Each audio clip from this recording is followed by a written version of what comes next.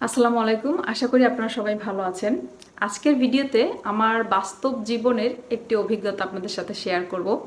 একটি সিদ্ধান্ত যা আমার জীবনকে পুরোপুরি বদলে দিয়েছিল।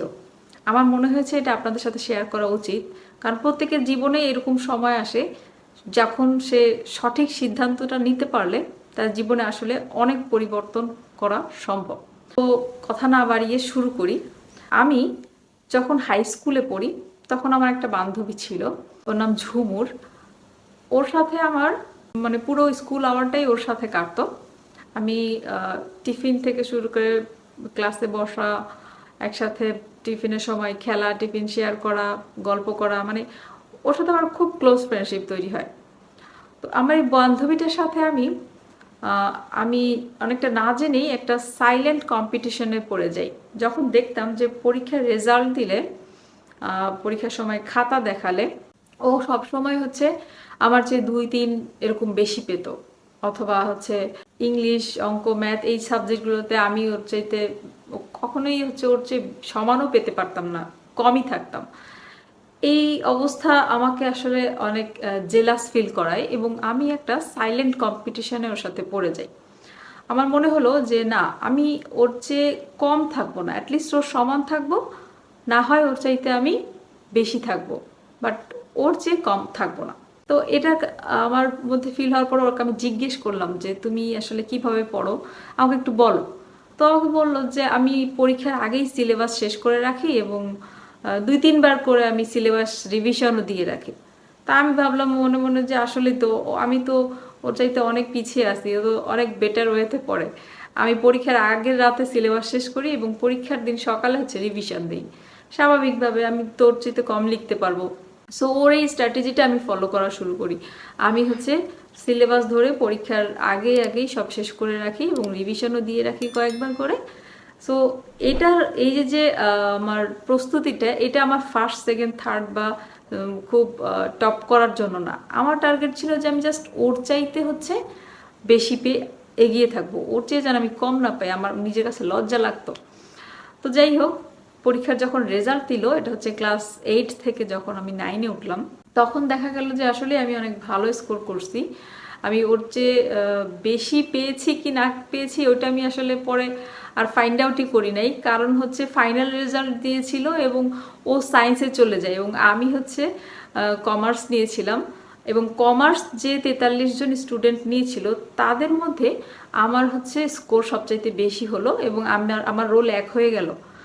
তাজ্জব ব্যাপার, আমার রোল কিভাবে 1 হয়ে গেল, ঠিক আছে? আমি অনেকটা অবাকই হইলাম এবং আমার ফ্রেন্ডসরাও অনেক অবাক হয়েছে। অনেকে আমাকে এরকম এসে জিজ্ঞেস করছে যে কিরে তুই নাকি ফার্স্ট গার্ল হয়ে গেছিস। সো আমি অনেকটা এম্বারাসিং ফিল করছি যে আমাকে তো কেউ চিনেই না, আমি ব্যাক বেঞ্চার টাইপের স্টুডেন্ট, সেখান থেকে ফার্স্ট গার্ল হয়ে যাওয়াটা আসলে অনেক লজ্জাকর একটা বিষয়।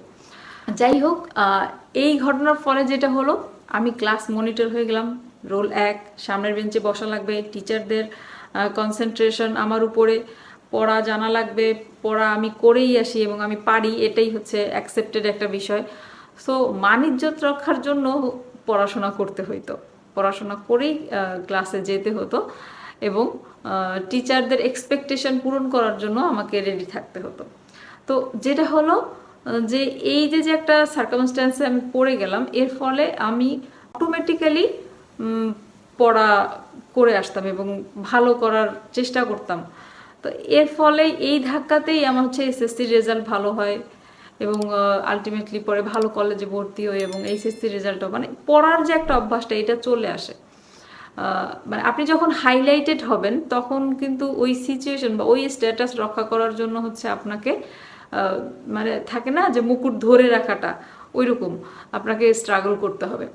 তো আমার মনে হয়েছে যে এই যে একটা ডিসিশন, আমি একটা সাইলেন্ট কম্পিটিশন করেছিলাম আমার ফ্রেন্ডের সাথে, এটা আমি অনেকটা না বুঝেই করেছি, কিন্তু এটার কারণে আসলে আমার লাইফে যে একটা ব্যাপক পরিবর্তন। আপনারা জানেন না যে আমি আসলে ভালো স্টুডেন্ট ছিলাম না, আমি আমি কখনো টপ স্কোর করি নাই এবং আমি এমন স্টুডেন্ট ছিলাম যে এরকম আমি ক্লাস 6-এর আগে বাংলাতে দেখা যাচ্ছে যে 33 পাইতাম, ইংরেজিতে ফেল করতাম, এইরকম টাইপের রেজাল্ট করতাম। আমার আম্মা বলতো যে তুই তো কান কাটা পাস করিস। তো তো সেই কানকাটা পাশ করার স্টুডেন্ট আমি কিভাবে জিপিএ 5 পেলাম বা ভালো করলাম, আসলে আমার মনে হয়েছে যে আমি এই একটা ডিসিশনই আমার লাইফটাকে চেঞ্জ করে দিছে।